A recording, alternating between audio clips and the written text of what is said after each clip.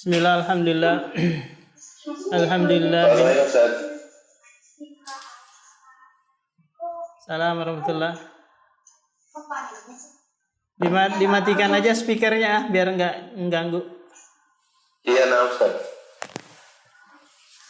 Bismillah, alhamdulillah, binikmatihi tatimmus salihat. Wa usalli wa usallimu ala nabiyil mustafa wa alihi wa sahbihi wa sallama taslima. Amma ba'd.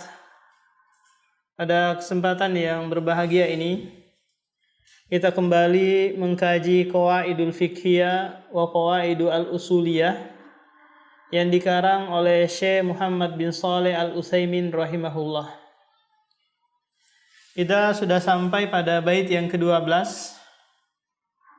di mana bait sebelumnya itu dijelaskan tentang maqasidus syariah, yaitu maksud pensyariatan agama ini. Yang mana maqasidus syariah tarji'u ila mas'alataini, kembali kepada dua masalah.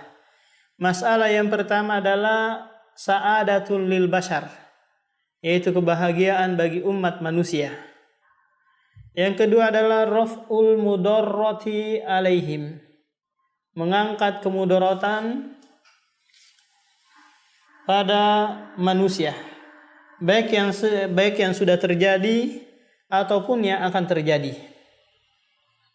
La dararah wa la dirar.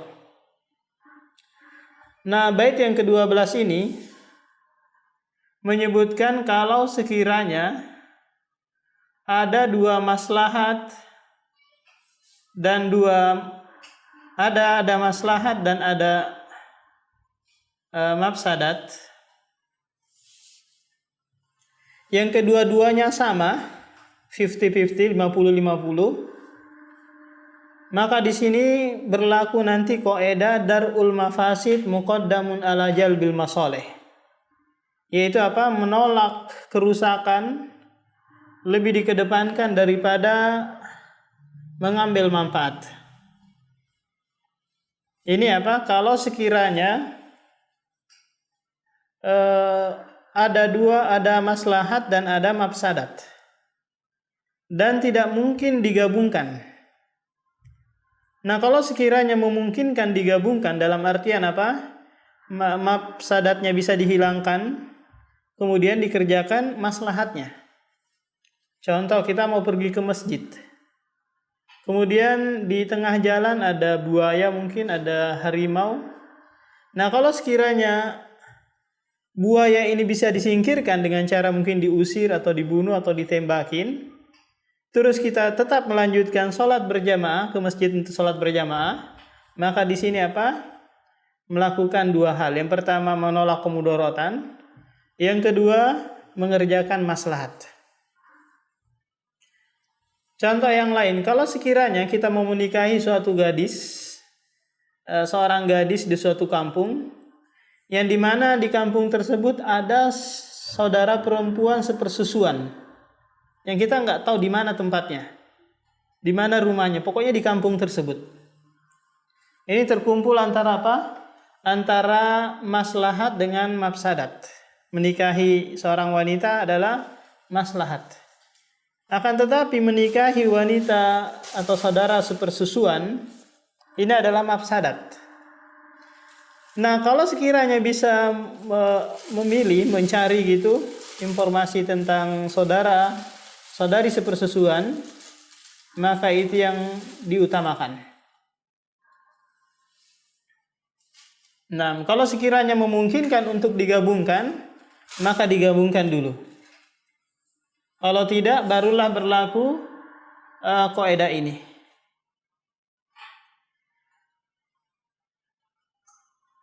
Nah, dalil untuk kaidah ini yaitu firman Allah Subhanahu wa taala, "Wala tasubbul ladzina yad'una min dunillahi fayasubbullaha aduwwan bighairi ilm."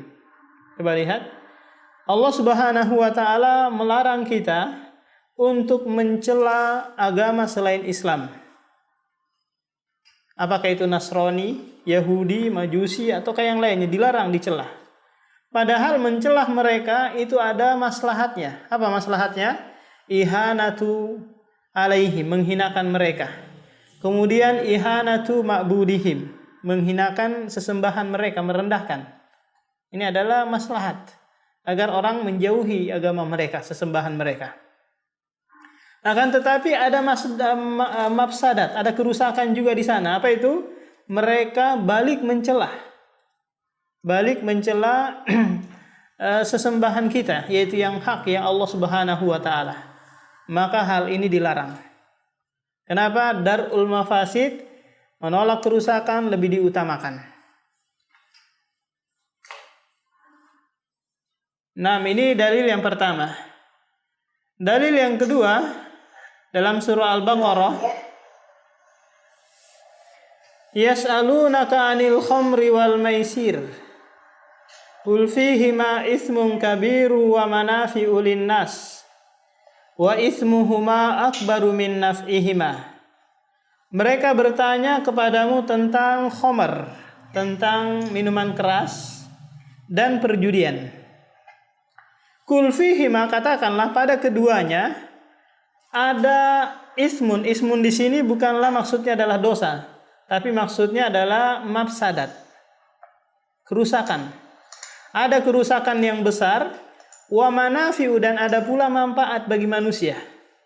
Akan tetapi ismuhuma ay mafsadat, kerusakan keduanya akbar, lebih besar daripada apa? Daripada manfaatnya.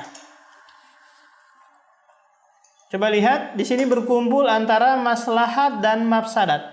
Apa kira-kira maslahat bagi orang yang menyibukkan diri dengan khamr?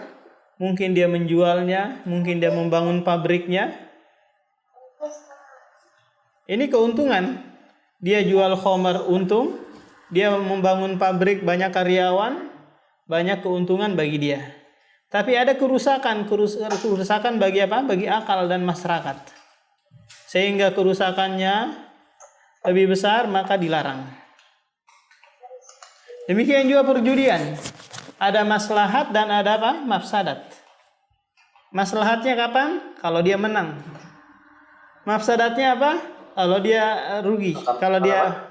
Kalau dia kalah. Dia bisa mengambil harta orang lain dengan cara yang batil, mencuri, merampok, dan yang lainnya.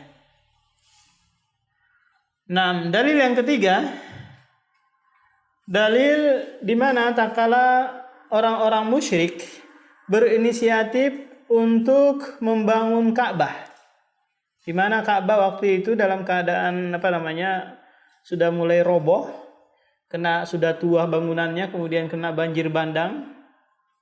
Akhirnya orang-orang musyrik mengumpulkan harta untuk membangun kembali Ka'bah. Nah, akan tetapi mereka membangun nantinya Ka'bah ini tidak sesuai pondasi yang Nabiullah Ibrahim dan Ismail membangunnya. Ada pergeseran. Kemudian setelah itu di zaman Nabi Ibrahim, ketika Nabi Ibrahim dan Ismail membangun, itu setinggi 9 hasta. Kemudian dirombak oleh orang-orang musyrik, ditinggikan menjadi 18 hasta. 18 hasta. Kemudian Rasulullah Shallallahu Alaihi Wasallam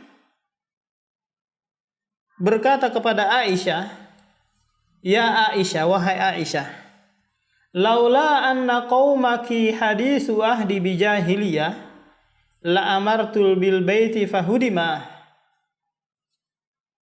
Seandainya kaummu bukan karena baru mereka lepas dari jahiliyah, baru masuk ke dalam Islam,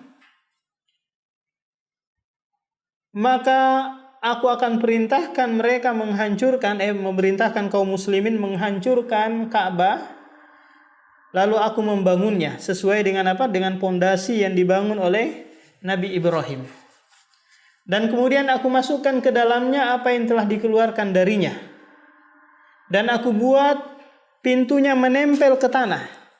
Sekarang kan pintunya itu, pintu Ka'bah itu lebih tinggi daripada dasar tanah yang ada di sana. Kenapa? Karena dulu sering masuk pencuri mengambil barang-barang di dalamnya. Akhirnya apa? Pintunya ditinggikan. Dan aku akan buat 2 pintu, pintu keluar dan pintu masuk. Sekarang yang ada hanyalah pintu masuk. Akan tetapi hal ini tidak dilakukan oleh Rasulullah. Kenapa? Karena ada mafsadat yang lebih besar. Yaitu apa? Mereka akan menganggap, wah ini Rasulullah membuat perkara baru. Membuat suatu hal yang belum ada tuntunannya. Akhirnya mereka melakukan pemberontakan, keluar dari Islam dan seterusnya. Maka Rasulullah tidak melakukan hal ini. Nah, tak kala di zaman Abdullah bin Zubair, yang mana waktu itu pemimpinnya adalah Abdul Malik bin Marwan, mengumpulkan kaum muslimin yang ada di Mekah, kemudian bermusyawarah kepada mereka bagaimana kalau sekiranya kita menerapkan hadis Rasulullah ini yang disampaikan kepada Aisyah, karena Aisyah adalah bibinya. Akhirnya kaum muslimin yang ada di Mekah sepakat dengan Abdullah bin Zubair. Untuk apa? Untuk menghancurkan Ka'bah, kemudian membangun kembali sesuai yang diinginkan oleh Rasulullah. Akhirnya dibangunlah oleh Abdullah bin Zubair sebagaimana yang diinginkan oleh Rasulullah.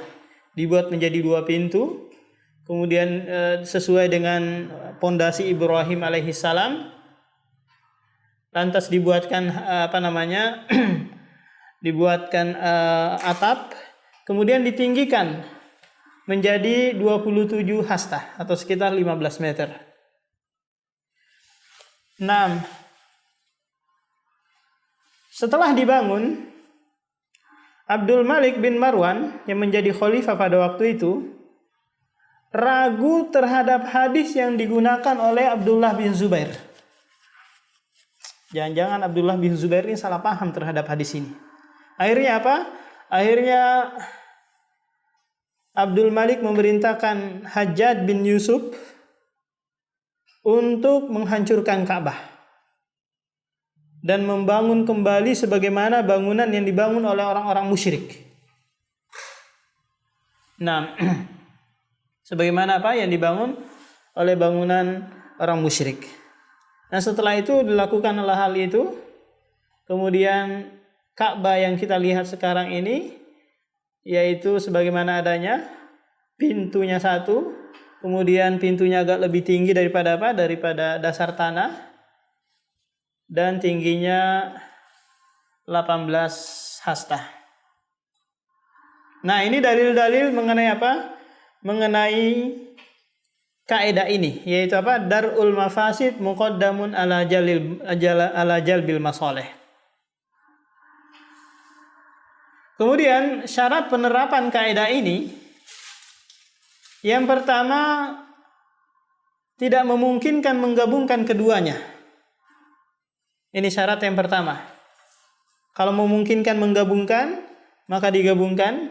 Kalau tidak, barulah dikerjakan yang mudarat. Ditinggalkan maslahat dalam rangka menolak kemudaratan. Yang kedua, syarat yang kedua, mafsadatnya sama atau lebih besar. Nah, kalau sekiranya kerusakannya atau mafsadatnya lebih kecil, maslahatnya lebih besar, maka dikerjakan maslahat. Meskipun bercampur Bercampur dengan kemudaratan. Meskipun bercampur dengan kemudaratan.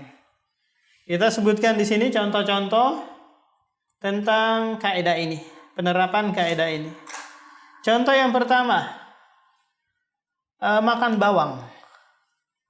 Makan bawang ini ada maslahat.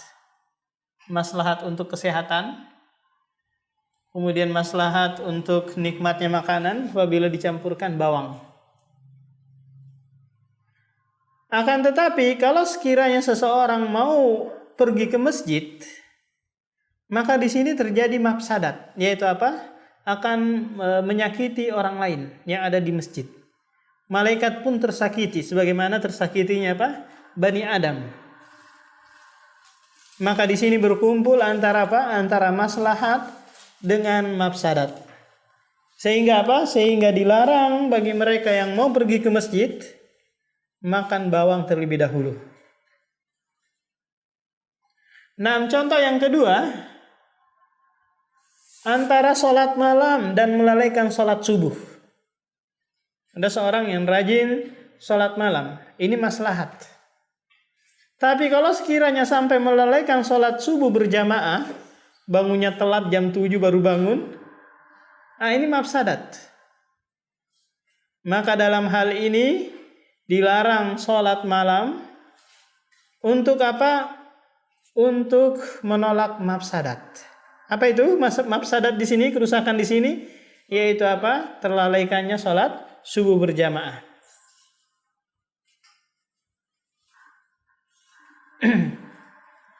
Nah, contoh yang ketiga yaitu jual beli khomer, jual beli babi. Ini ada maslahat dan mafsadat. Dia memperoleh profit, keuntungan. Ini ada maslahat dari sisi ekonomi. Akan tetapi ada apa? Ada kerusakan. Maka hal ini dilarang dalam rangka apa? Menolak kemudorotan. Contoh yang keempat, larangan bersungguh-sungguh berkumur-kumur bagi orang yang berpuasa. Bukankah bersungguh-sungguh berkumur-kumur atau menghirup air ke dalam hidung, istinsyak dan istinsyak, tamadmad dan istinsyak. Istinsar kan mengeluarkannya. Nah, hal ini dilarang bagi mereka yang berpuasa. Kenapa kira-kira? Karena ada mafsadat, memungkinkan air masuk ke dalam tenggorokan melalui apa? Mulut atau hidung. Maka hal ini dilarang. Tapi selain orang yang berpuasa, maka ini sangat dianjurkan. Yang kelima, larangan menyetir bagi perempuan. Jadi larangan menyetir bagi perempuan ini ada mafsadat dan ada maslahat. Maslahatnya apa? Dia mungkin bisa pergi sendiri ke pasar tanpa merepotkan suami. Kemudian dia bisa pergi ke mall, belanja sendiri dan yang lainnya. Tapi ada mafsadat. Apa mafsadatnya? Yaitu bisa membuat fitnah. Dia mondar-mandir ke sana kemari diperhatikan oleh lelaki. Maka ulama Saudi memfatwakan bahwa wanita dilarang menyetir. Dalam rangka apa? Dar'ul mafasid muqaddamun ala jalbil masalih. Yaitu menolak kerusakan lebih didahulukan daripada apa? Mengambil manfaat. Kemudian contoh yang keenam, apabila bercampur antara daging yang halal dengan daging yang haram. Ada daging ayam yang tidak disembelih, ada daging ayam yang sudah disembelih, bercampur di sini. Kita nggak tahu. Maka apa? Tidak dibeli daging tersebut, tidak dikonsumsi daging tersebut. Dalam rangka apa? Menolak kerusakan, yaitu memakan daging bangkai atau daging yang haram. 6. Kasus kita saat ini yaitu apa? Sholat berjamaah di masjid di saat pandemi, di saat virus corona. Maka para ulama menerapkan kaidah ini, yaitu apa? Dar'ul mafasid muqaddamun alal jalbil masalih. Yaitu sholat di rumah sangat dianjurkan untuk apa? Untuk mencegah kerusakan. Apa itu kerusakan? Yaitu menyebarnya virus, mengenainya virus pada diri kita. Tapi kalau sekiranya memungkinkan untuk digabungkan, dalam artian apa? Bisa ditolak virusnya, bisa dicegah virusnya mungkin dengan menggunakan masker, cuci tangan, menggunakan protokol kesehatan, maka ini pun boleh diterapkan, yaitu untuk tetap sholat berjamaah. Nah, tetapi dalam hal ini Anda lebih condong kepada apa? Penerapan kaidah ini, yaitu darul mafasid muqaddamun ala jalbil masoleh.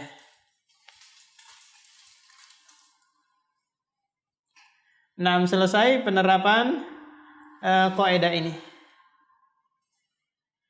Kita masuk kepada bait berikutnya. Wa kullu ma kallafahu qad yussira min aslihi wa inda aridin tara. Dan setiap apa yang dibebani sungguh telah diberikan kemudahan pada asalnya.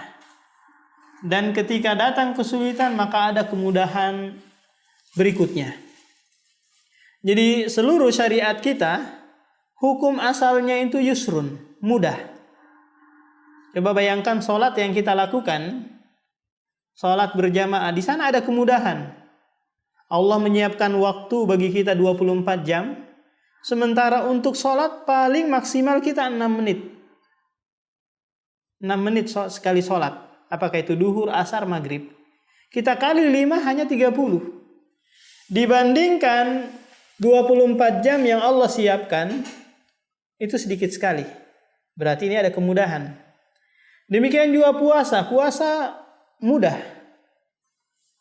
11 bulan dibanding 1. Ini keringanan sekali. Allah tidak mensyariatkan puasa 3 bulan, 4 bulan, 5 bulan, dan seterusnya 1 bulan. Ayyamam ma'dudat. Hanya beberapa hari yang berbilang saja. Demikian juga zakat. Zakat kemudahan yang diberikan oleh Allah Subhanahu wa taala. Mencapai nisab, berlalu 1 tahun baru dikeluarkan zakat. Beda dengan kelompok-kelompok sesat di sana, begitu terima gaji harus keluar 10%. Harus keluar apa? 10%. Tanpa memandang kamu ada keperluan atau enggak, pokoknya kamu harus bayar. Keluar 10%. Kalau enggak, kamu utang. Bahkan ada yang keluar dari jamaah tersebut, utangnya bertumpuk sampai 2 tahun. Utang apa? Enggak menyetor 10%. Nah, sementara agama kita agama yang mudah. Kalau mencapai nisab dan berlalu 1 tahun, itu pun sudah keluar kebutuhan-kebutuhan yang lain. Kebutuhan pribadi. Demikian juga masalah haji. Nah, itu hanya kewajiban 1 kali dalam seumur hidup. Dan terikat lagi dengan apa? Inistato'ah, jika kalian mampu. Nah, ini hukum asal syariat kita itu apa? Yusrun, mudah.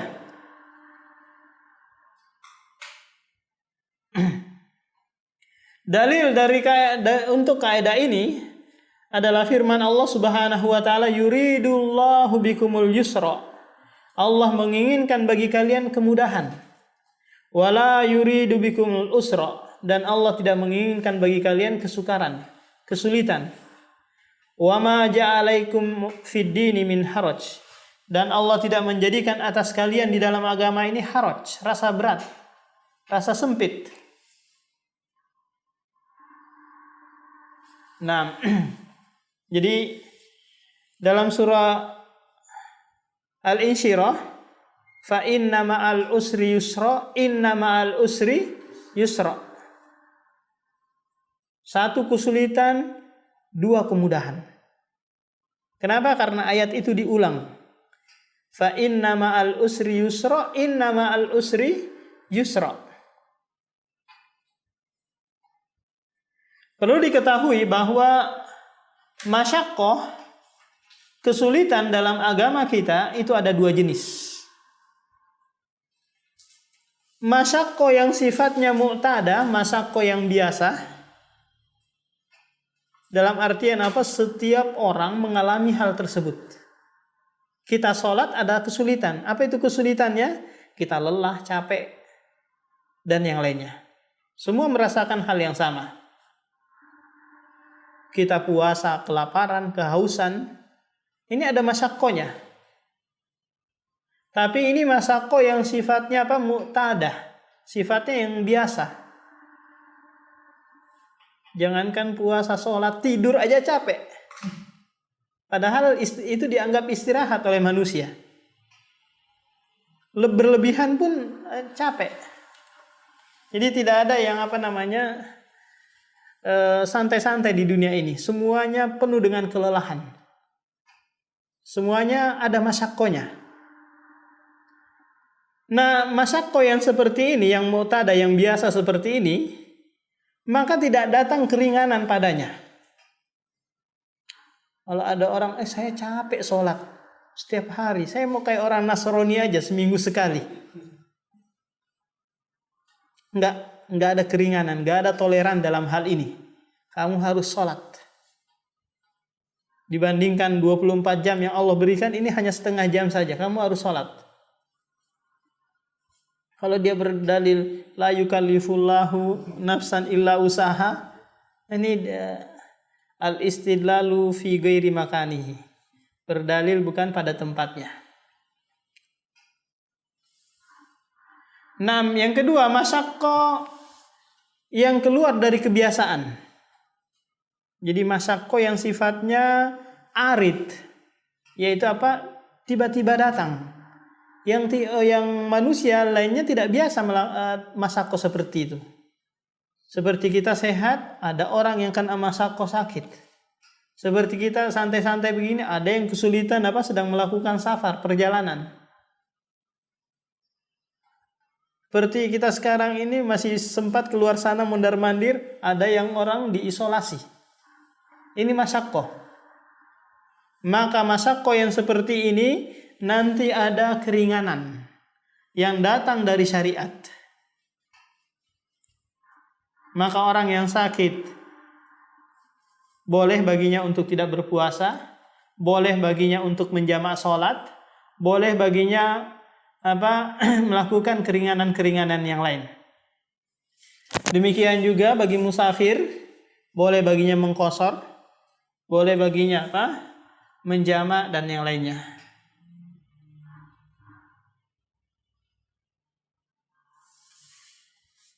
Demikian juga pemilik harta yang terlilit hutang. Pemilik harta yang terlilit hutang. Dan orang yang tidak biasa haji. Mungkin karena sudah tua, nggak bisa melakukan perjalanan, nggak bisa muter-muter lagi di sana, maka ada keringanan baginya. Yaitu haji badal.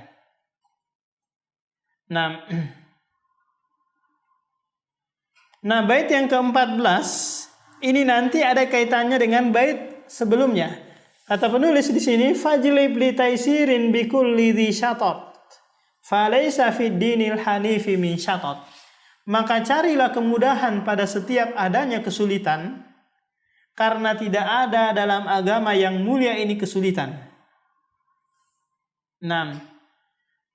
Karena itu para ulama menyebutkan suatu kaidah al-masyaqqatu tajlibut taisir. Di mana ada kesulitan, di sana ada kemudahan.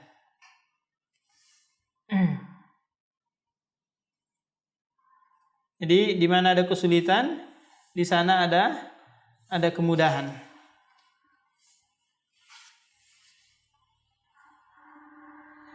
Bait yang berikutnya, wa mastata'ta fal minal ma'muri wajtanibil kulla minal mahduri. Lakukanlah perintah semampumu dan jauhilah setiap yang dilarang. Bait ini menyebutkan tentang Tentang masalah perintah dan larangan. Kalau perintah itu membutuhkan tenaga untuk melakukannya, membutuhkan kesungguhan, sehingga dia terikat dengan dengan kemampuan. Kalau mampu dikerjakan, kalau nggak mampu ditinggalkan. Beda halnya dengan larangan. Kalau larangan dia tidak terikat dengan kemampuan. Silahkan kamu tinggalkan perzinaan kalau kamu mampu. Kalau nggak mampu ya sudah, kerjakan aja. Nggak seperti itu. Kalau kamu nggak mampu meninggalkan narkoba ya setengah-setengah, minimal setengahnya dulu. Nggak. Jadi meninggalkan sesuatu yang dilarang itu tidak membutuhkan tenaga. Beda dengan melakukan. Kalau meninggalkan ditinggalkan aja, dijauhi. Akan tetapi terasa berat bagi seseorang yang dia sudah terbiasa dengan kebiasaan buruk.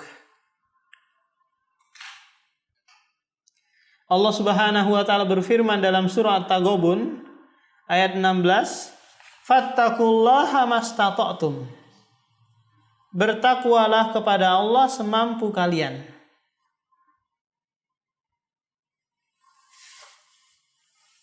Bagaimana penerapannya?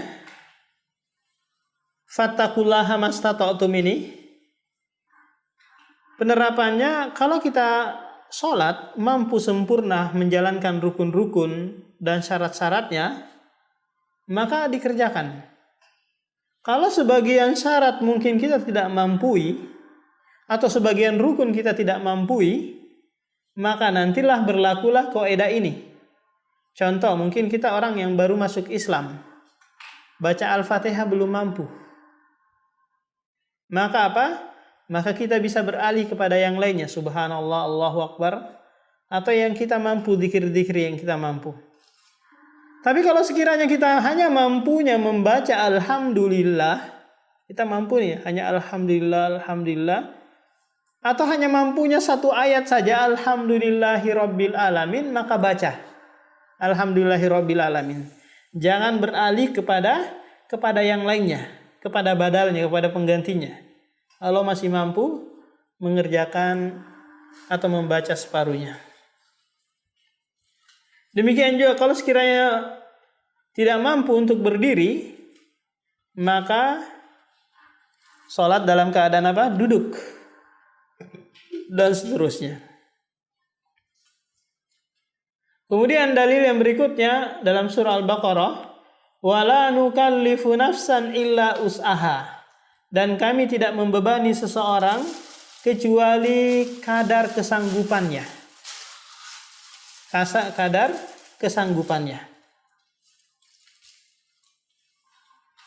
Kemudian dari hadis Rasulullah dari Abu Hurairah, sami'tu Rasulullah yaqul, ma nahaitukum anhu fajtanibuhu wa ma amartukum bihi fa'tu minhu mastata'tum.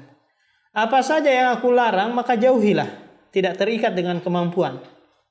Wa ma amartukum bihi fa'tu minhu mastata'tum. Adapun hal yang dilarang maka itu terikat dengan apa? Dengan kemampuan. Nah, sekarang permasalahannya, kalau sekiranya seseorang dia mampu mengerjakan sebagian, tidak mampu mengerjakan sebagian, apakah dia meninggalkan keseluruhan? Saya nggak mampu. Atau dia kerjakan yang dia mampu saja. Maka dalam hal ini perlu diperinci. Yang intinya adalah kalau sekiranya ibadah tersebut bisa terbagi dan dia masih dianggap ibadah, maka kerjakan yang dia mampu.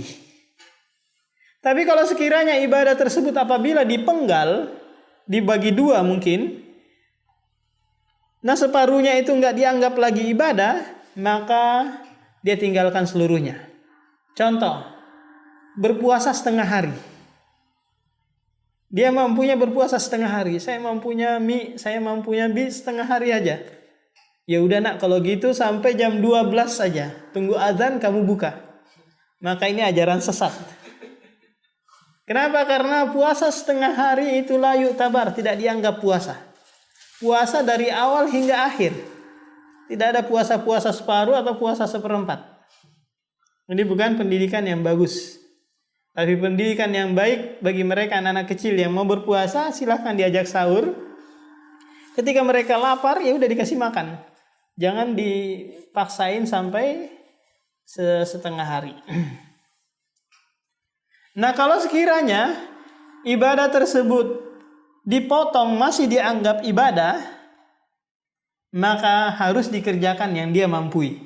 Contoh, dia bisanya hanya duduk. Maka dia apa? Dia tetap sholat dalam keadaan duduk. Dia bisanya ngerjakan 2 rakaat, ya sudah kerjakan 2 rakaat.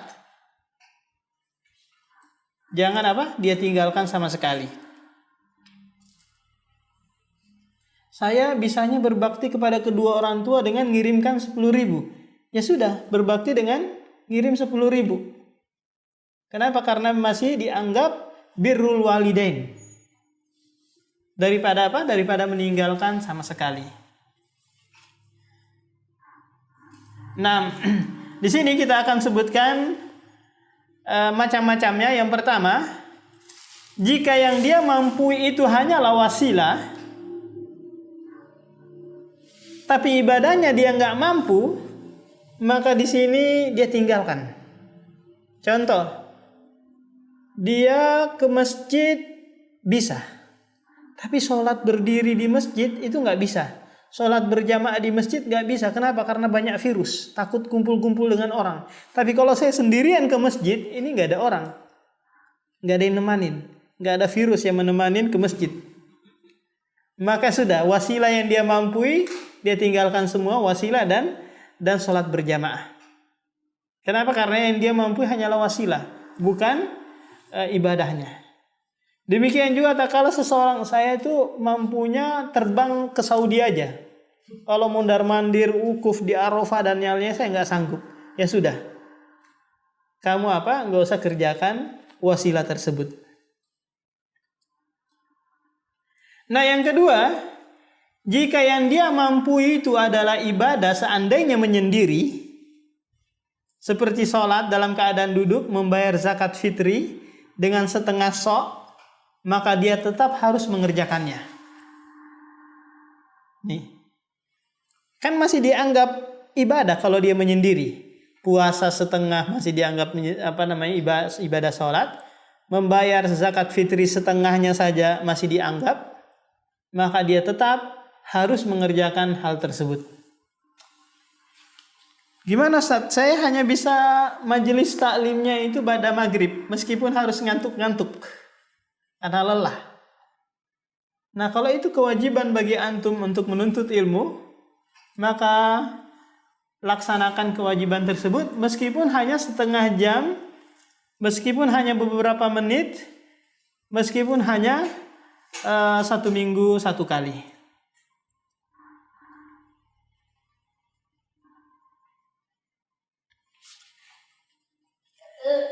Nah yang ketiga, jika yang dia mampu itu bukan ibadah seandainya menyendiri, maka nggak perlu dia kerjakan. Seperti mampu puasa setengah hari. Nah, seperti dia mampu ibadah haji saja separuh, dia hanya mampunya wukuf di Arafah saja, maka sudah dia tinggalkan. Akhi Faisal, dengar? Paham Ustaz? Kalau sekiranya mampunya menafkahi istri setengah saja, gimana?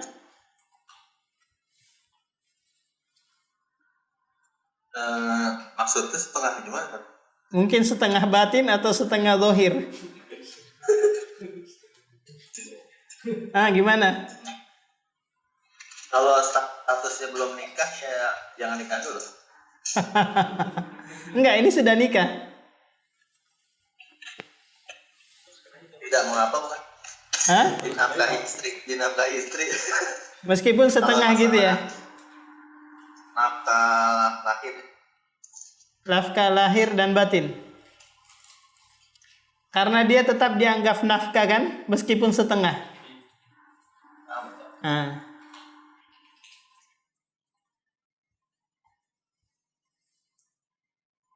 Kalau sekiranya ada seorang karyawan, dia kerjanya setengah hari, kira-kira apakah dia dianggap kerja setengah hari ataukah dianggap kerja 1 hari?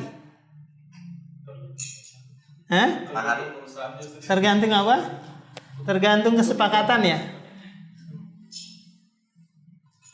Apakah gajinya per jam ataukah gajinya harian? Kalau sekiranya gajinya harian, maka dia kerjanya setengah saja nggak dibayar, nggak usah dibayar.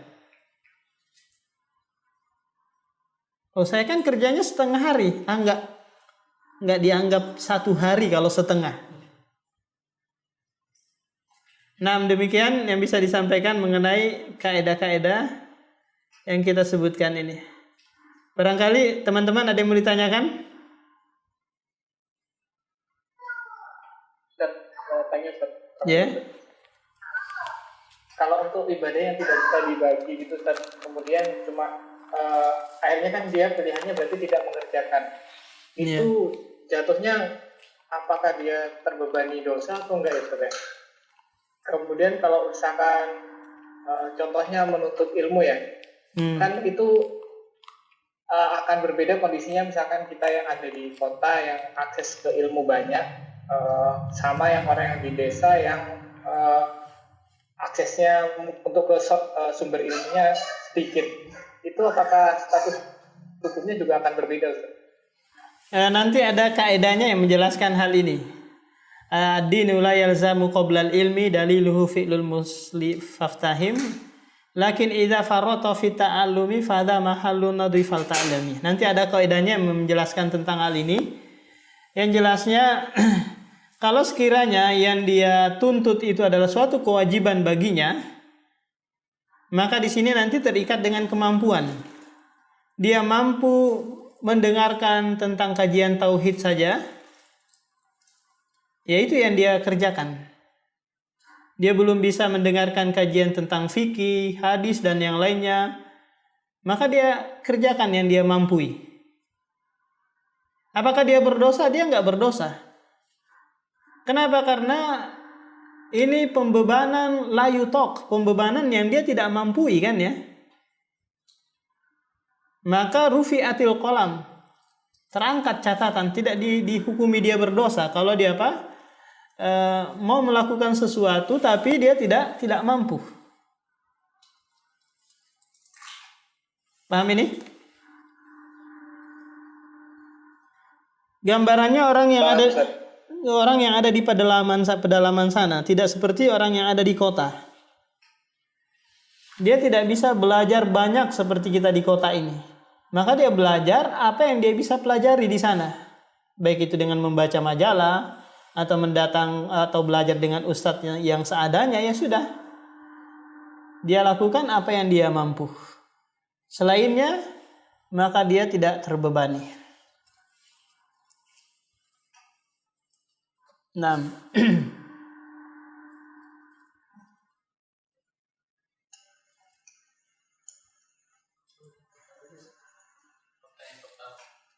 ini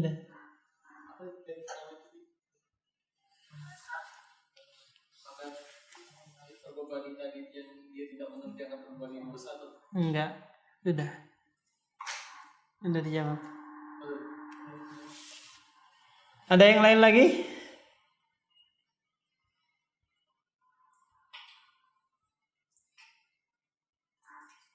Abu Azka gimana?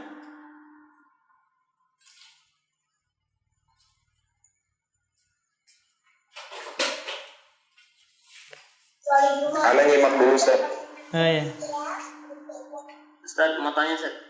Ya.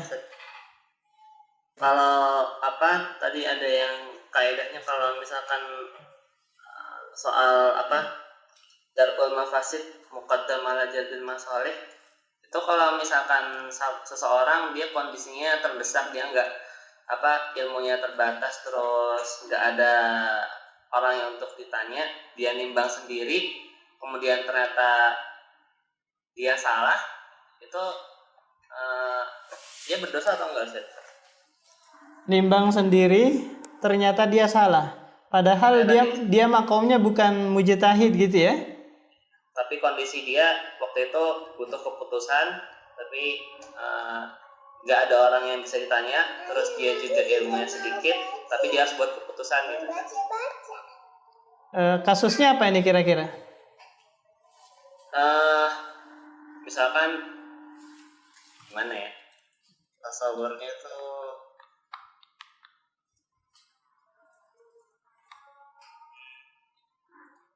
misalkan dia di perjalanan safar gitu Ustaz. Kemudian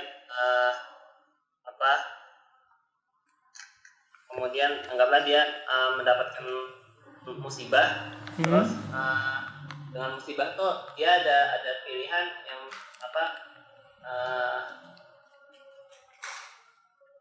misalkan dia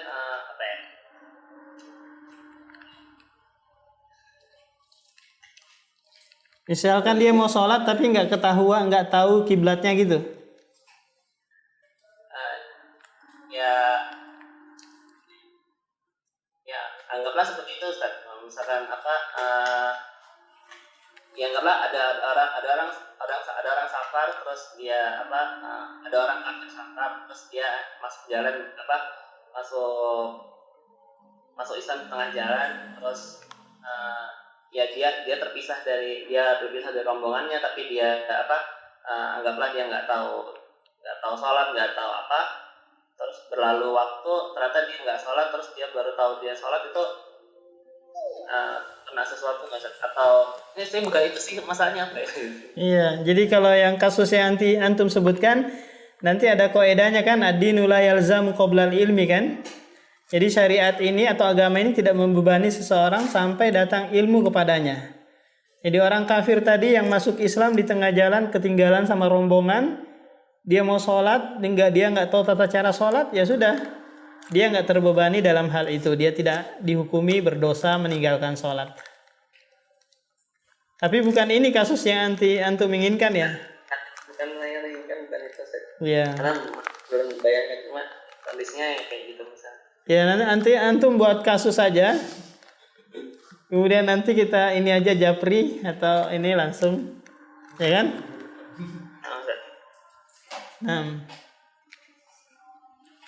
Demikian kita lanjutkan lagi dalam pertemuan berikutnya. Subhanakallahumma wa bihamdika, asyhadu an la ilaha illa anta, astaghfiruka wa atubu ilaik.